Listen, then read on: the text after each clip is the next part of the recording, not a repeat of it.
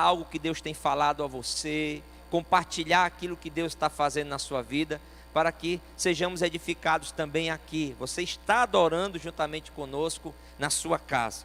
Salmo de número 84, meus irmãos, foi o salmo que nós lemos, e eu quero falar sobre a importância de nós estarmos adorando ao Senhor aqui nesse lugar.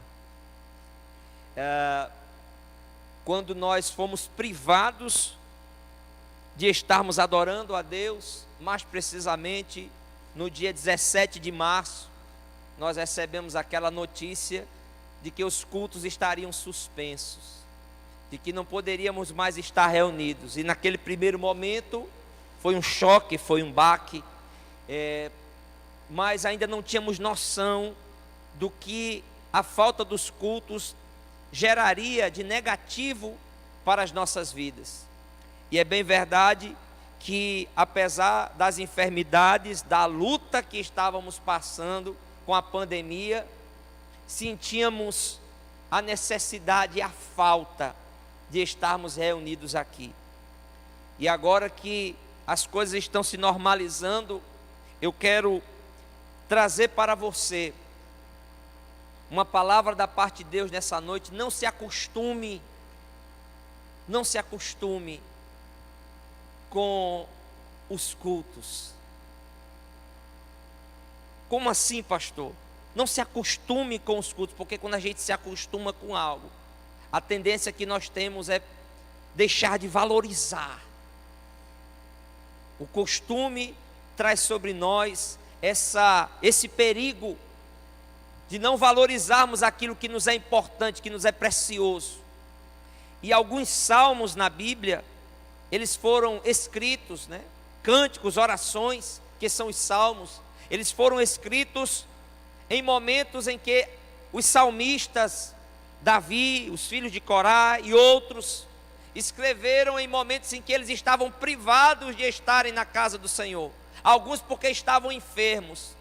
E eu quero lembrar aos irmãos que no Antigo Testamento algumas enfermidades deixavam as pessoas impuras, e elas não podiam ir ao templo. Se hoje nós experimentamos o que é não poder ir ao templo por conta de uma enfermidade, naquela época já havia essas circunstâncias, em que algumas enfermidades privavam as pessoas de estarem no templo, em que alguns tipos de pecados, inclusive, privavam as pessoas de estarem no templo. E alguns salmos foram escritos por isso. Alguns estavam enfrentando lutas, como por exemplo perseguição, exílio. Davi sentiu saudades do templo, de adorar a Deus, quando ele estava fugindo de Saul, quando ele estava fugindo do seu filho Absalão, e ele não podia estar no templo, e ele sentiu saudades, e ele chorou, e ele escreveu salmos sentindo saudade, com tristeza, porque não podia oferecer os seus sacrifícios, porque não podia se reunir com os levitas e adorar a Deus. E Davi, ele era um adorador. Antes dele ser rei, Davi, ele já adorava a Deus com a sua harpa. Nós nos lembramos disso no episódio inclusive em que um demônio, um espírito maligno atormentava Saul. Davi era chamado para tocar, e o espírito se retirava da vida daquele homem e ele sentia paz.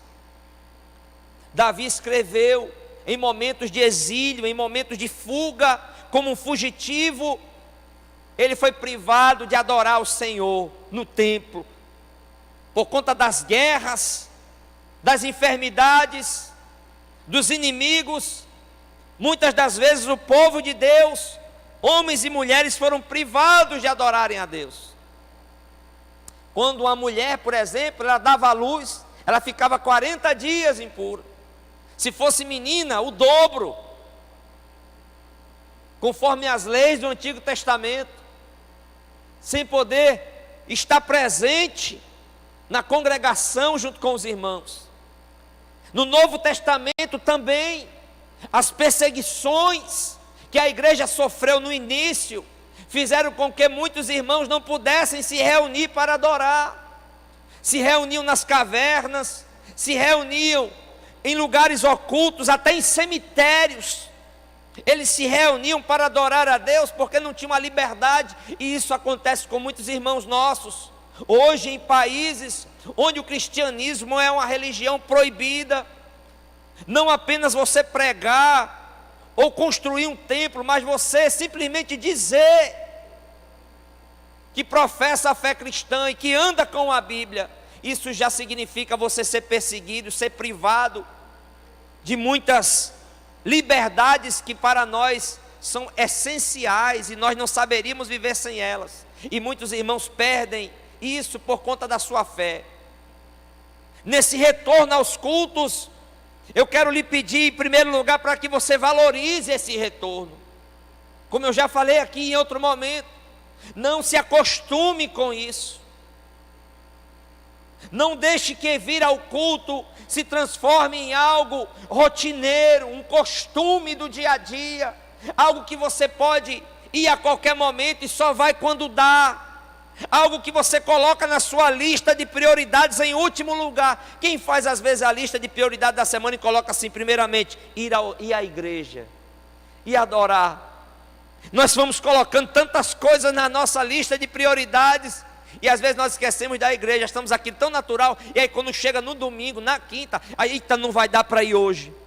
E aí você se percebe, por que não deu? Porque eu não me preparei, porque eu não coloquei como uma prioridade, porque eu não considerei aquilo importante para a minha vida e essencial. E eu não estou falando que ir ao templo seja essencial, porque o templo é só o único lugar onde Deus se manifesta, não. Ontem nós estávamos com a reunião de oração com os jovens, na casa das irmãs Raquel e Ruth, irmãos, e nós experimentamos ali um derramar da graça de Deus, presença de Deus naquele lugar, nos quebrantou, nós choramos, nós cantamos, na lateral de uma casa, na área de serviço ali de uma casa, a presença de Deus estava lá. Mas o que eu quero dizer aos irmãos que, embora a casa, como eu falei, onde seja um lugar também santificado, a nossa casa, a nossa família, são lugares santificados por Deus, são lugares santos também.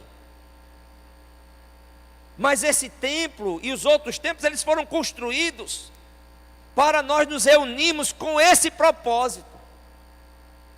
Na nossa casa nós temos várias atividades, no trabalho várias atividades, nós podemos incluir a adoração, mas esse lugar, o propósito dele é nós adorarmos. O propósito dele é nós termos uma disciplina para a adoração, sabia disso? Porque vir ao templo lhe dá uma disciplina para adorar, uma disciplina para orar, uma disciplina para agradecer, uma disciplina para ler a Bíblia, ouvir a palavra. E se nós formos privados por alguma circunstância, nós passamos a sofrer com isso. E se nós nos privarmos disso, embora nós não percebamos que está nos fazendo falta, porque como a gente tem a qualquer hora, a gente não sente falta às vezes. A igreja está aberta, hoje tem culto, se der eu vou, se sobrar um tempo eu vou, e a gente não sente falta, mas isso está nos fazendo falta. Espiritualmente nós vamos arrefecendo no nosso fervor, nós vamos esfriando na nossa fé, nós vamos cada vez mais deixando de sentir o desejo. Por quê? Porque eu tenho, mas não quero ir. Está disponível, mas eu coloco outra coisa como prioridade. Olhemos para esse Salmo 84 e que o nosso coração possa estar incendiado como os filhos de Corá, os cantores, os levitas. E não olhe o templo como apenas um lugar para ir se você tiver alguma escala a cumprir, alguma coisa a fazer, alguma formalidade, algo a realizar. Não, porque a maior realização que nós vemos fazer aqui é adorar o Senhor, é estarmos reunidos como uma comunidade. Isso é muito importante. E o salmista diz assim, no Salmo 84, e o versículo 1: quão amáveis são os teus tabernáculos, Senhor dos exércitos, a minha alma suspira e desfalece pelos átrios do Senhor. Ir ao templo para o salmista fazia parte da sua vida, era viver. Assim como ele comia, bebia, trabalhava, estudava e fazia todas as suas atividades, ir ao templo, adorar a Deus no templo. Você pode adorar em qualquer lugar. Jesus disse: olha, chegará o momento, o tempo, em que os verdadeiros adoradores adorarão em espírito e verdade. Então Jesus, ele não limitou o lugar de adoração, mas esse lugar é um lugar onde nós somos disciplinados. Há algumas liturgias que, se nós não deixarmos de vir aqui, dificilmente no dia a dia nós vamos atentar. Dificilmente. Quando deixamos de ir à igreja por qualquer motivo, nós vamos sofrer com isso. Se for por um motivo de força maior, Deus vai suprir essa falta de alguma maneira, pela graça dele. Mas se não for, se for por conta de uma atitude nossa, de falta de dar importância, então eu quero dizer para você, as coisas estão voltando ao normal. Cuidado, divida bem o seu tempo, senão você vai ficar sem tempo para adorar o Senhor aqui. Eu vou começar a trabalhar, vou começar a estudar e vou me preocupar com as vendas, com o trabalho, com o comércio, com o estudo. Tudo isso, cuidado. Deus não cuidou de você na pandemia? Amém? Deus não te sustentou? Deus não proveu? Deus não cuidou da sua casa? Deus não sustentou a sua família? Então, priorize a Deus. Faça o que Jesus disse: buscar em primeiro lugar o reino de Deus e a sua justiça. E as outras coisas que você necessitar, Deus vai acrescentar à sua vida. Quantos creem nessa palavra no nome de Jesus? O salmista, ele se lembra do tabernáculo com tanta saudade, e ele começa a lembrar que até as aves, elas tinham um lugar no templo. Até as aves, ele começa a usar a figura do pardal, da andorinha. E o pardal, já percebeu que o pardal, ele é um pássaro, de certa forma até selvagem.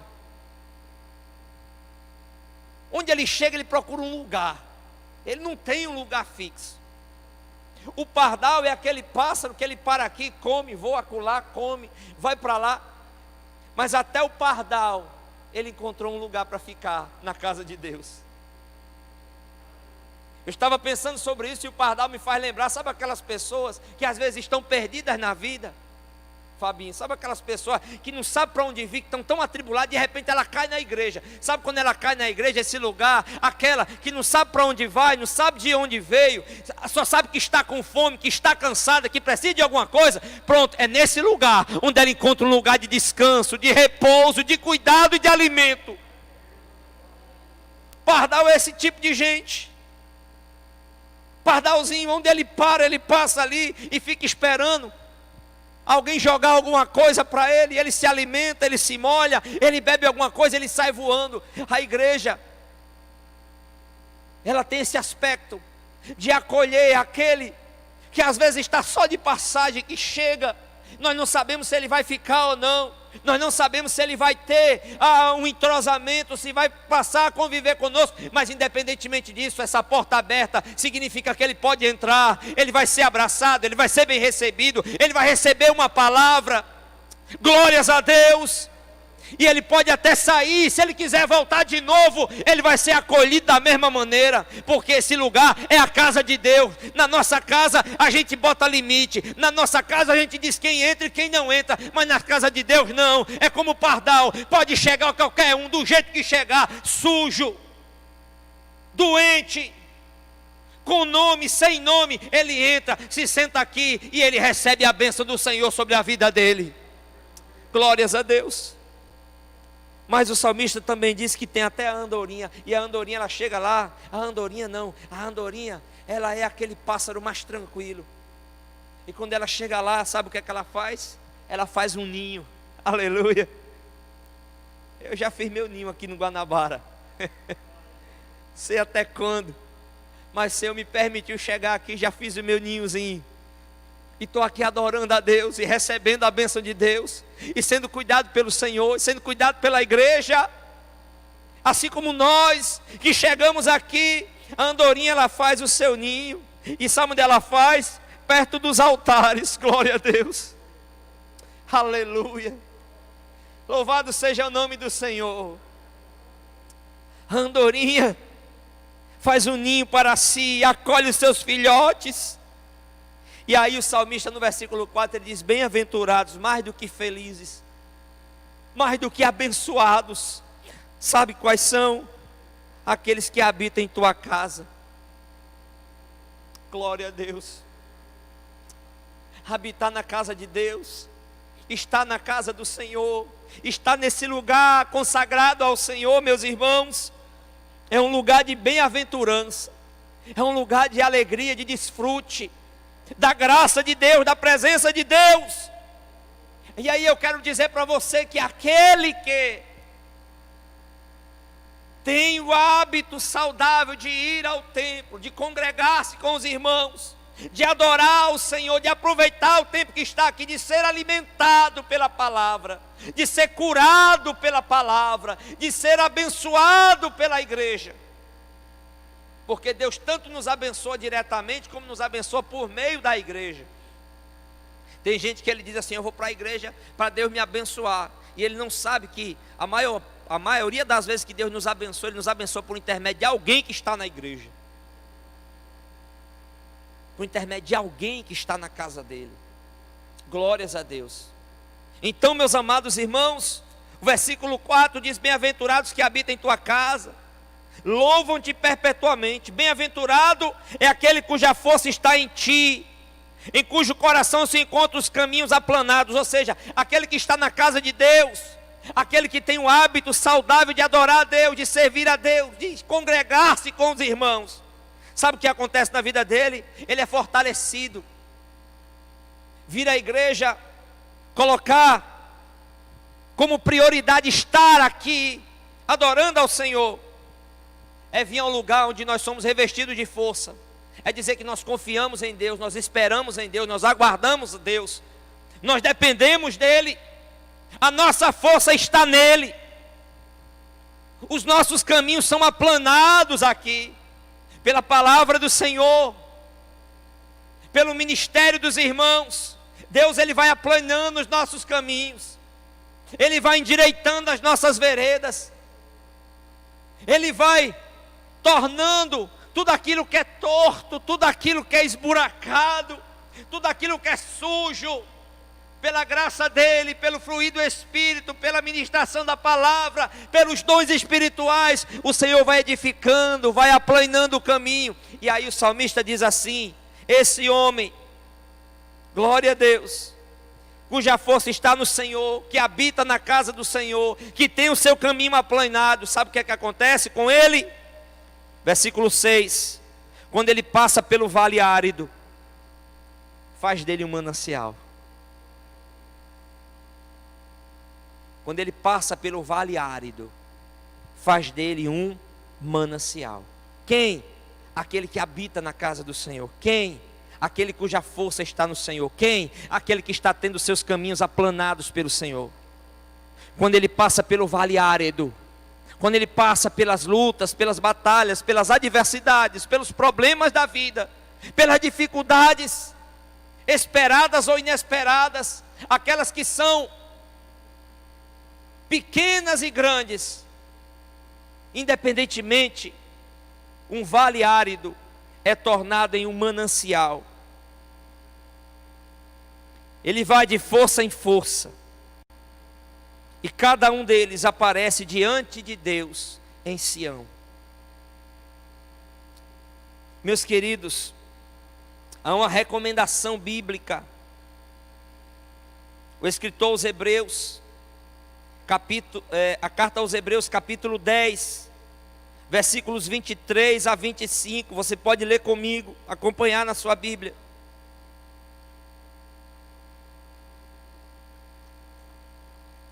Carta aos Hebreus, aos crentes hebreus, capítulo de número 10, versículo 23 até o versículo de número 25, diz assim: Guardemos firme a confissão da esperança, sem vacilar, pois quem fez a promessa é fiel.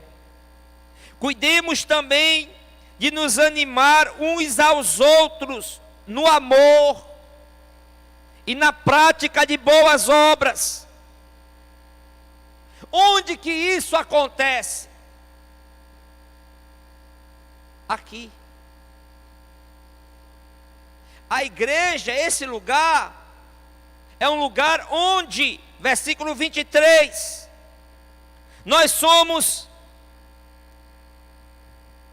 fortalecidos nas promessas de Deus, nós somos lembrados das promessas do Senhor, daquilo que Ele fez por nós e do que Ele fará. É aqui, onde o Senhor traz à memória o que Ele fez por nós, e nós lembramos muito bem do memorial da ceia do Senhor, quando nós trazemos à memória o que Jesus fez por nós, e ao trazer à memória, somos fortalecidos, somos renovados, somos animados, somos revestidos de graça.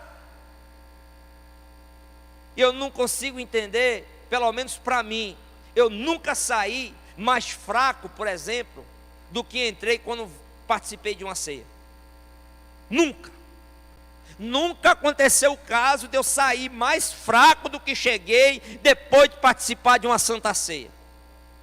Eu não sei como tem irmãos que conseguem faltar à ceia do Senhor.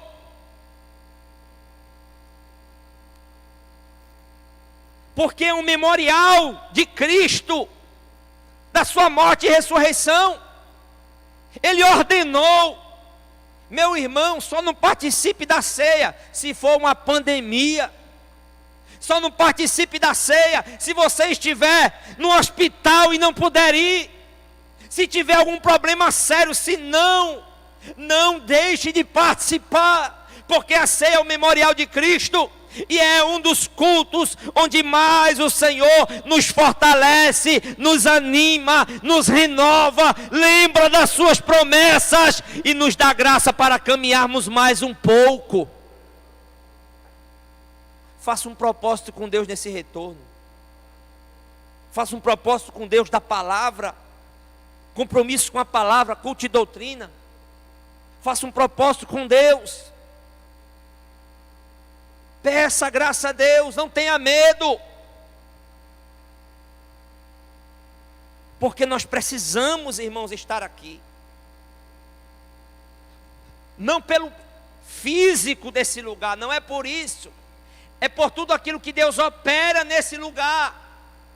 Porque até os problemas que tem na igreja são úteis para a nossa vida. Sabia disso? Até os problemas que tem na igreja são úteis para a nossa vida, trabalham em nossa vida. Uma vez eu conversando com a irmã, e ela disse assim: pastor, eu vou para uma igreja e eu estou adorando, estou servindo a Deus, está tudo me maravilhoso. Mas quando eu começo a ver umas coisas, quando eu começo a saber dos negócios, quando eu começo a ver uma dificuldade, eu pego a minha família e saio. Eu falei para ela: porque eu não quero, pastor, participar disso. Eu não quero estar num ambiente assim, eu não quero. Eu falei: minha irmã, que quando acontece isso, não é para acontecer. Mas até nisso, Deus trabalha em nós e através de nós. Até nisso, Deus trabalha. Nos relacionamentos, nas dificuldades, nos problemas, nas coisinhas que acontecem dentro da igreja. E essa irmã disse: quando começa a acontecer, quando eu começo a saber, quando eu começo a ver, eu pego a minha família e saio. E eu falei para ela: quanto tempo você está fazendo isso? 30 anos. E nunca vai parar. Nunca vai. É igual uma família. A gente tem problema em casa, a gente sai de casa, a gente vai para outra casa, a gente volta para a casa dos pais. Não. Eu lembro de um irmão, um amigo meu, que ele, recém-casado, teve uma dificuldade com a esposa e tal. E aí aquela coisa, né? Aí ele pegou as coisas dele e foi lá para a casa dos pais. O pai dele estava viajando.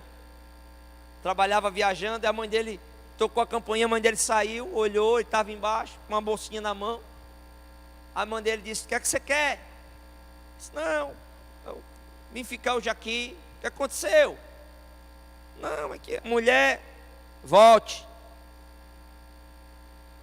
Mas só não quer nem saber? Não. Volte aqui com ela. Não, mas que... volte. Você está esquecendo que lá no altar eu te entreguei para ela? É. E o pai dela te entregou ela para você? É, pois é. Então volte. Nunca mais ele apareceu lá.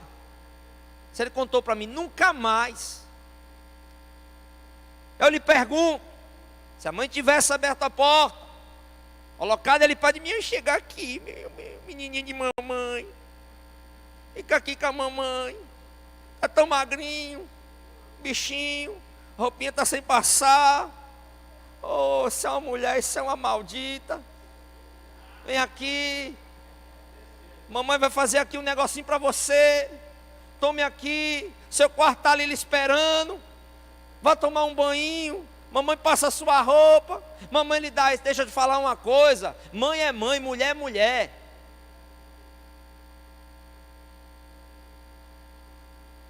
Quer mãe para sempre? Não case. Pai é pai, esposa é esposo. Quer pai para sempre? Não case. Fique na casa de papai.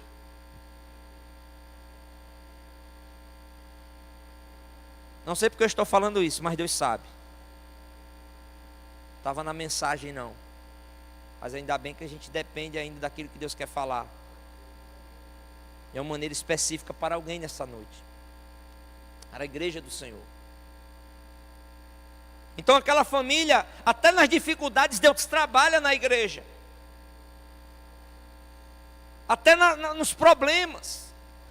Então estar aqui, olha o que o escritor aos Hebreus diz no capítulo 10, versículo 24.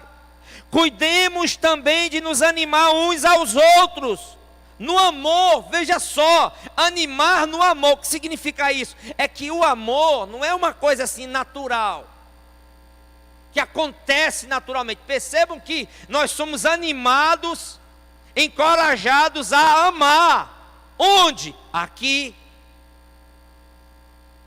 Tanto pelas coisas boas, como pelas coisas ruins. Tanto nas coisas fáceis, tem coisas que você olha na igreja, isso aqui é muito bom, eu amo aquilo ali, aquilo ali não, vai ter que aprender também.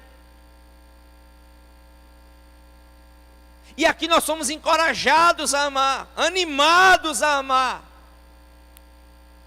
Se lá no mundo, o mundo nos ensina a gente a ser competidor, a puxar o tapete, a arruinar a vida do outro, a tomar o lugar do outro, a conquistar aquilo que pertence a alguém, a passar por cima. Não é isso que o mundo ensina?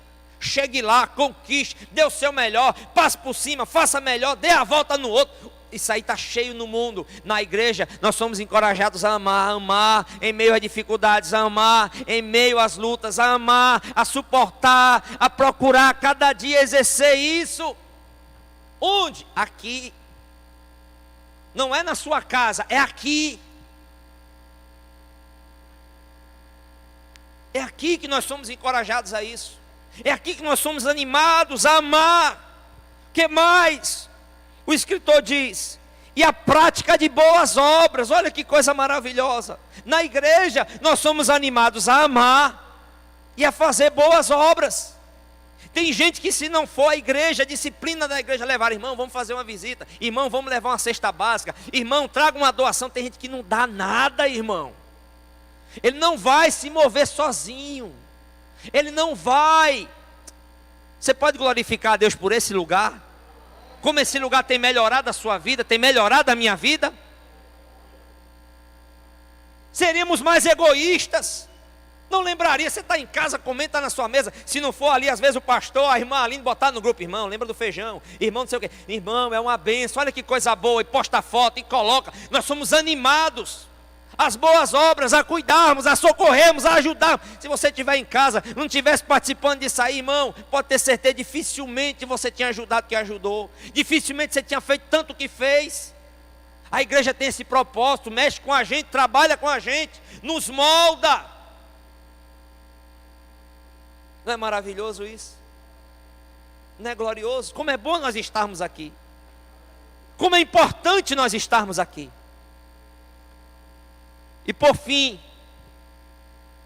o escritor diz no versículo 25: não deixemos de nos congregar, como é costume de alguns.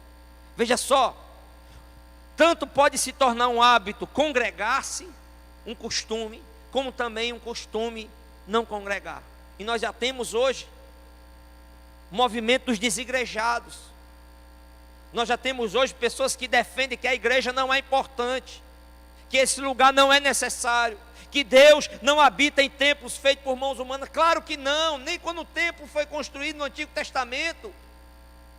O Senhor falou a Salomão: nem os céus dos céus podem me conter. Mas esse lugar é um lugar de identidade, é um lugar onde vocês se reúnem com um propósito, é um lugar onde eu falo com vocês, é um lugar onde eu trato com vocês e vocês crescem uns com os outros.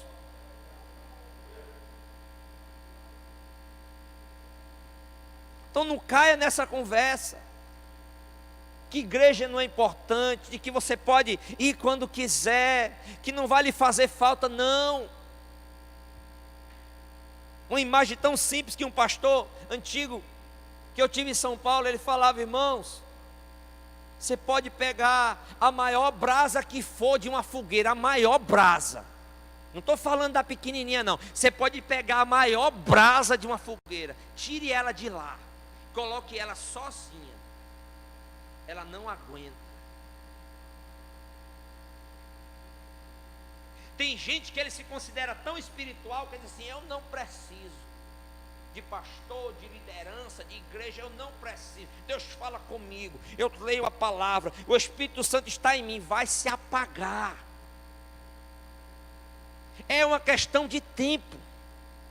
Vai se apagar. Pode ser conhecedor da palavra, pode ser dons espirituais, se sair do meio daquela fogueira aqui representando a congregação, uma hora ou outra vai se apagar. A Bíblia diz: melhor é serem dois do que um.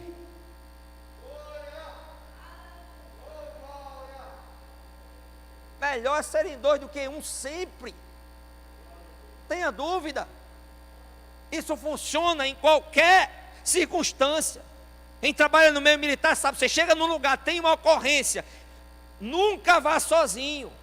Se você está sozinho, você para, você aciona, você liga e espera. Não importa o que você viu ali, não entre.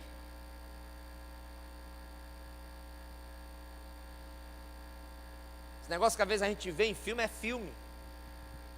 Realidade, o camarada fica ali, ó, abrigado com o rádio, esperando chegar. Se não chegar, ele não entra. Ou se for uma extrema necessidade mesmo, aí não tem jeito. Mas não vai. Então na igreja, entendamos isso.